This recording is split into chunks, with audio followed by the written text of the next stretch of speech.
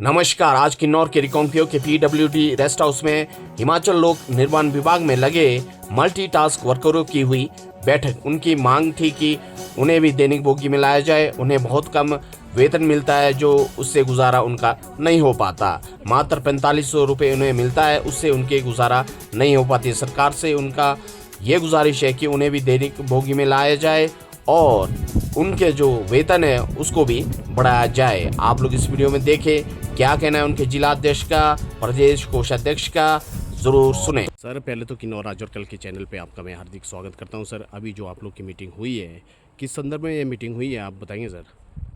सबसे पहले तो मैं धन्यवाद करना चाहूँगा कि आप लोगों ने आपने जो है हमारे लिए समय दिया। आज जो हमारा यहाँ पर उपस्थित होने का मेन मुद्दा यही था कि हम जो पिछले बार 17 नवंबर को शिमला गए थे स्टेट यूनियन के गठन के लिए, तो हमारी स्टेट यूनियन की गठन हो चुकी है। तो हमारा आज मेन मोटिव यही था कि सरकार जो है हमारे लिए जल्द से जल्द स्थायी नीति बनाए, मतलब हमारी जो है पहचान दे हमें कि हमें जो है इस विभाग में किस लिए भर्ती किया गया है। जिस प्रकार से आपको पता है कि जो हमारा मासिक वेतन है 4500 है, तो 4500 में क्या होता है, आज आप देख सकते हैं कि घर का गुजारा करना मुश्किल है। सिलेंडर की कीमत देखो आप, 1000 रुपये पर सिलेंडर पड़ता है। प्याज 100 रुपये किलो, टमाटर 80 रुपये किलो। अगर इस चीज़ को देखा जाए तो हमारा वेतन कुछ भी नहीं है। तो अभी हाल ही में सरकार ने जो है हमारे लिए 500 रुपये का प्रावधान किया है। पिछले 2.5 साल से हम उनके आगे अनुग्रह करते रहे कि हमारे लिए कुछ करे, तो उन्होंने जो है अभी 500 रुपये का मानदेय हमारे लिए बढ़ाया है। अगर हम उसको डे में डिवाइड करते हैं तो लगभग जो है 17 रुपये प्रतिदिन पड़ता है हमारा, जो 17 रुपये पर डे के हिसाब से हमारा दिहाड़ी बढ़ा है। पहले हमारे को मिलता था 150, तो अब मिलता है हमारे को 167 के लगभग। तो इसके लिए भी हम धन्यवाद करते हैं सरकार का कि आपने कम से कम 2.5 साल में हमारा कुछ ना कुछ तो बढ़ाया। अब हम सरकार से अनुग्रह करते हैं कि वो जो अभी जो हमारा बजट सेशन चलना है फरवरी में, और जो अभी ये शीतकालीन सेशन कांगड़ा में चलना है, तो सरकार जो है हमारे लिए मुख्य कदम उठाए, हमारे लिए जो है सख्त कदम उठाए और हमारी पहचान दे, और हमें जो है जल्द से जल्द डेली वेज में लाया जाए, और हमें ये स्पष्ट कर दिया जाए कि हमें कब रेगुलर किया जाएगा। आप देख ही सकते हैं हमारे साथ यहाँ पर जो है 40 के, 45 के, 30 के जो है कर्मचारी भी है। पिछले सरकार ने जो ये 45 ईयर को लेकर जो हमारी भर्ती की थी, तो किस आधार पर की थी? क्या ये जो 45 साल के जो हमारे कर्मचारी है रेगुलर होने के बाद क्या ये पेंशन के अधिकारी होंगे? तो मैं सरकार से यही अनुग्रह करना चाहूँगा कि आप जो है 18 से लेकर जो है 45 वर्ष के बीच में जो भी कर्मचारी आपने इस विभाग में भर्ती किए हैं, उनके भविष्य को ध्यान में रखकर जो है हमारे लिए स्थायी नीति का प्रबंध करें और हमारे लिए जो है स्थायी नीति बनाए। और इस बजट सेशन में जो फरवरी का आपका 2025 का बजट सेशन आएगा, उसमें जो है हमें स्पष्ट कर दे कि आप हमारे लिए क्या पॉलिसी लेके आ रहे हैं, क्या नीति लेके आ रहे हैं। उससे पहले जो है हमें जल्द से जल्द आप जो है दैनिक बोगी बनाए, क्योंकि 4500 में हमारा कुछ भी नहीं होता है। धन्यवाद। सर, आप लोगों ने पीछे ज्ञापन दिया था, उस पर क्या एक्शन ले रही है सरकार? कुछ अभी तक आया उसमें कुछ? अभी जो हमने पिछली बार ज्ञापन दिया था उसमें थोड़ा बहुत जो अभी ये 500 रुपये का इजाफा किया है हमारी वेतन में, तो यही है कि पिछले 2.5 साल से हम ज्ञापन देते जा रहे हैं।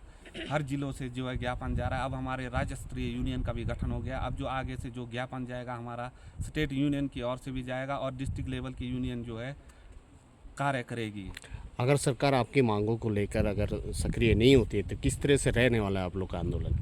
तो हम जहाँ तक हो सके हम जो है सरकार के नुमाइंदे हैं, हम सरकार के कर्मचारी हैं, तो हम यही करेंगे कि शांति से जो है हम उनके सामने जो है मांगे रखेंगे। अगर सरकार हमारे लिए कुछ करने में ज़्यादा ही देरी करती है, तो फिर उसके बाद जो है हम आगे स्टेट यूनियन में इसकी बात करेंगे और आगे क्या कदम उठाना है वो स्टेट यूनियन जो है निर्णय ले। एक और विषय मेरा सरकार से ये अनुग्रह रहेगा कि हम जिस प्रकार से सड़कों में काम करते हैं, तो सड़कों में आपको पता है कि प्रतिदिन दुर्घटनाएं होती रहती है। मान लो हमारे कुछ कर्मचारी है, उनको कुछ हो जाए तो हमें क्या मिलेगा? इसमें सरकार ने जो है हमारी कोई सिक्योरिटी नहीं दी है। गवर्नमेंट का कहना है कि जब तक आप लोग रेगुलर नहीं होते तब तक आपको कोई सिक्योरिटी नहीं देगा। इसी बीच मान लो अगर मुझे कुछ हो जाता है तो मेरे परिवार का क्या होगा? तो जितने भी हमारे मल्टीटास्क वर्कर लगे हैं, तो उनके परिवार के बारे में आप सोचिए। या तो ऐसा कीजिए कि जब हमारे को कुछ हो जाए तो इसके बदले में हमारे जो परिवार को जो है तुरंत जो है इस विभाग में भर्ती किया जाए और जितना काल हमने व्यतीत किया है, चाहे 3 साल 4 साल, उसको जोड़े और हमारे लिए जो है उचित मुआवजा दिया जाए और हेल्थ इंश्योरेंस जैसी चीज़ें जो है हमारे लिए लिया जाए। क्योंकि इस प्रकार की घटनाएं मंडी में भी हुई थी, जहां पर हम मल्टीटास्क वर्करों ने एकत्रित होकर उनके फैमिली को सहायता दी थी। तो ऐसी नौबत ना आए कि गवर्नमेंट से यही अनुग्रह करते हैं कि ऐसी नौबत ना आए कि जहां हम मल्टीटास्क वर्करों को जो है 4500 पर हम काम कर रहे हैं और हम जो है अपने में से मिलकर अपने परिवार की सहायता कर रहे हैं। तो मेरा सरकार से यही गुजारिश रहेगा कि मल्टीटास्क वर्करों के लिए भी रेगुलर होने से पहले जो है इंश्योरेंस, मुआवजा और उनके स्थान पर जो है दूसरे जो परिवार के सदस्य हैं उनके लिए नौकरी की व्यवस्था की जाए। धन्यवाद सर, आपने महत्वपूर्ण जानकारी दी। यहाँ पे प्रदेश के कोषाध्यक्ष हैं आप, है ना? आप भी इससे भी जानना चाहूँगा किस तरह से रहने वाला आगे का कार्यक्रम, आप बताएंगे? मैं पहले दोनों हाथ जोड़कर हमारे सीएम साहब और मंत्री महोदय को दोनों हाथ जोड़कर विनती व आग्रह करना चाहूँगा कि हमारे लिए दैनिक बोगी जल्द से जल्द बनाया जाए, क्योंकि विभाग सरकार के इलेक्टिव है। आपने और विभाग के कर्मचारियों को जो पार्ट टाइम वर्क करते हैं उनको 8 साल में लाया, तो हमारे लिए हम फुल टाइम कार्य करते हैं, उसके बावजूद भी हमें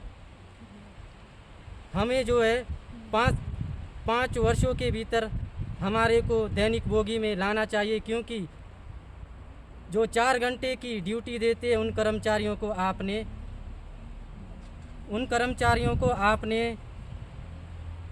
जो है 8 साल में लाया, तो हम फुल टाइम वाले को आप क्यों नहीं ला सकते?